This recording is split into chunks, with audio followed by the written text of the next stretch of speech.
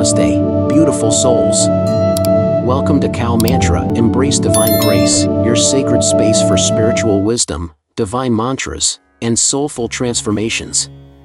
Whether you're here seeking peace, enlightenment, or answers to life's deepest mysteries, we're so grateful you've joined us on this journey.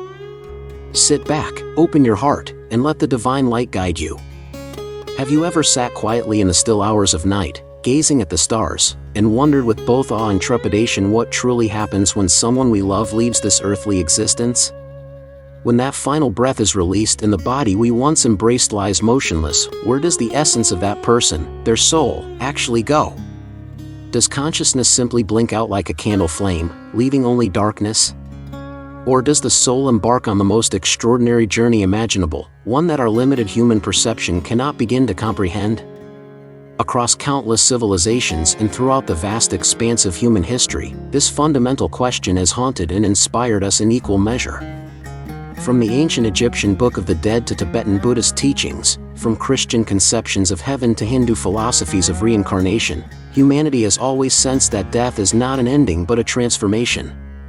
In the profound wisdom traditions of India, particularly through the revelations of enlightened masters like Paramahansa Yogananda, we find perhaps the most complete map of what occurs after death, a detailed account of the soul's journey through the critical 13-day period that determines its next destination in the cosmic scheme. But why 13 days? What makes this time frame so significant in the soul's transition? And what can we, as living beings still bound to our physical forms, understand about this mysterious process that awaits us all? The answers to these questions reveal not just the mechanics of the afterlife, but profound truths about how we should live our current lives, how we should honor our departed loved ones, and how we might prepare for our own eventual journey. Let us begin this exploration at the moment of death itself, that sacred threshold when the soul stands poised between two worlds. Modern medicine might declare death at the cessation of heartbeat and brain activity, but ancient wisdom tells us the process is far more nuanced and gradual. Imagine yourself in that transitional state. Your physical body has stopped functioning, yet your awareness remains startlingly clear. You can see your lifeless form below you, observe the grief of your loved ones as they gather around your body, hear their sobs and whispered farewells, but when you try to respond, to comfort them, you discover with growing realization that you no longer have a voice they can hear, arms that can embrace them. This is the soul's first profound lesson in its new state, the understanding that while you still exist, you are no longer of this physical world. Paramahansa Yogananda described this moment as being like a diver suddenly realizing they've been underwater their whole life and are now breaking the surface to breathe true air for the first time. The sensations are at once terrifying and exhilarating. The attachments to your former life, to your possessions, your relationships, your unfinished business all tug at you like invisible threads, while simultaneously a new awareness dawns that you are something far greater than the temporary identity you inhabited on earth. During these initial hours after death, the soul typically remains near its physical body and familiar environments. This explains why so many cultures instinctively maintain vigil over the deceased. Part of our ancestral memory knows the departed may still be present in some form. The soul watches as its body is prepared for burial or cremation, observes the funeral rites, and begins the painful process of detaching from its earthly identity. This is why traditional funeral customs across so many cultures emphasize speaking to the departed, offering comforting words and reassurances, because on some level we recognize they may still be listening. As the first night transitions into day, the soul begins experiencing what spiritual traditions call the life review. Every moment of your existence, every thought, word, and deed unfolds before you with crystal clarity. But this is no passive watching of memories, it's a complete re-experiencing where you feel not just your own emotions during each event, but the impact you had on others. That harsh word spoken in anger decades ago? You now feel exactly how it wounded its recipient. That small, forgotten act of kindness? You experience the warmth it brought to another's heart. There is no judgment in this process, simply the pure, unfiltered truth of how your energy interacted with the world. This life review serves a crucial purpose. It allows the soul to fully comprehend the consequences of its earthly actions before moving forward in its journey. Many near-death experiencers report going through similar processes, describing it as both brutally honest and profoundly healing. the soul begins to understand at the deepest level the universal laws of cause and effect, of karma in its truest sense. By the third day, the soul starts moving into what esoteric traditions call the subtle planes or astral realms. These are not physical locations but dimensions of existence where energy and consciousness interact in different ways. Here, the soul encounters beings of light. Some may appear as departed loved ones, others as spiritual guides or teachers. Their role is to help the soul process its life experiences and prepare for what comes next.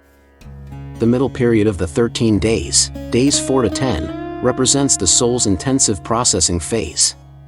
Depending on its spiritual evolution and the nature of its earthly life, this period can vary dramatically between souls. Some find themselves in realms of astonishing beauty and peace, where colors are more vibrant than anything experienced on earth and where love is not an emotion but the very fabric of existence. Others may encounter more challenging environments that reflect their own unresolved negativity, not as punishment, but as opportunities for growth and release. A crucial understanding emerges during this phase. The afterlife realms we experience are not arbitrarily assigned, but are direct manifestations of our own state of consciousness.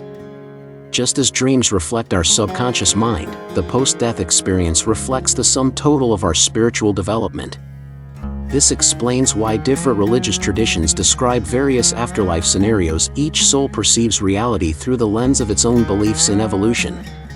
The final days, 11 to 13, represent the soul's preparation for its next destination. Here, the most critical transition occurs as the soul must choose either consciously or through the weight of its karma whether it will reincarnate to continue its spiritual evolution in physical form, remain in the astral realms for further development in rare cases, ascend to higher planes of existence beyond the cycle of rebirth. This decision point is profoundly influenced by several factors: the soul's attachments to earthly life, its unresolved karma, its spiritual aspirations, and remarkably, the thoughts and prayers of those still living. This is why many traditions emphasize specific prayers and rituals during this 13-day period. They can genuinely assist the soul in its transition. The 13th day marks the soul's final release from its immediate post-death transition period.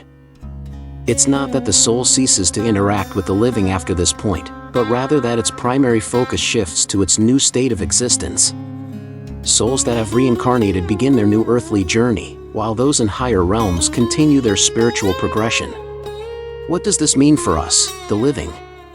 First, it offers profound comfort in knowing that death is not an end, but a doorway. Second, it gives practical guidance on how to assist departed loved ones through prayer, positive remembrance, and conscious release. Most importantly, it provides urgent motivation to live consciously today, knowing that every thought and action contributes to our soul's eternal journey. The mystery of death ultimately reminds us of life's deepest purpose: to awaken to our true nature as eternal souls having temporary human experiences. In this light, the 13-day journey after death is not just about what happens when we die, but about how we should live with love, with awareness, and with the knowledge that we are, all of us, wayfarers on an endless journey toward light.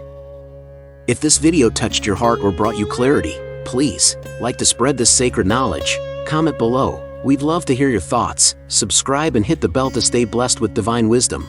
Share with someone who needs this light today.